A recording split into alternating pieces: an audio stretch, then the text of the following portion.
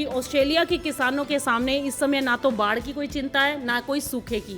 अगर उनको चिंता हो रही है तो एक छोटे से जीव से हो रही है, और वो जीव है चूहा।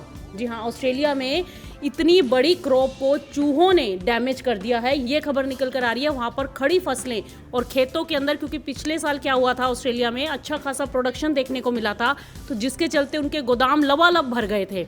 गोदामों में माल था, खेतों में माल था, इसके चलते वहाँ पर चूहों की संख्या लगातार बढ़ती हुई दिखाई दी और हज़ारों की तादाद में वहाँ पर खेतों में चूहे पाए गए हैं, जिसके चलते वो जितना भी खाद्यान्न वहाँ पर रखा गया है, स्टॉक में जो माल रखा हुआ है, वो धीरे धीरे सारा डैमेज होता दिखाई दे रहा है। तो किसान भी और सरकार भी फिलहाल चूहों से वहाँ पर परेशान होते दिखाई दे रहे हैं, और उसमें बोए गए जो बीज थे उनको भी चूहे खा रहे हैं, और खड़ी फसलें तो ख़राब कर ही रहे हैं। तो ऐसे में राहत के कार्य ज़रूर किए जा रहे हैं, चूहों को मारने की कोशिश की जा रही है, उनका डाइवर्जन किया जा रहा है। लेकिन फ़िलहाल के लिए अगर वहाँ पर कुछ डैमेज होता है तो इसका सीधा सीधा इम्पैक्ट आप इंटरनेशनल मार्केट्स के अंदर आते हुए देखेंगे, और उसका कास्केडिंग इफेक्ट भारत के ऊपर भी आता हुआ दिखाई देगा। क्योंकि ऑस्ट्रेलिया में अगर गेहूँ की फसल के ऊपर डैमेज आता है या किसी भी क्रॉप पर डैमेज होता है तो इंटरनेशनल मार्केट्स में सप्लाई के ऊपर उसका इम्पैक्ट आता हुआ दिखाई दे सकता है। तो अब तक की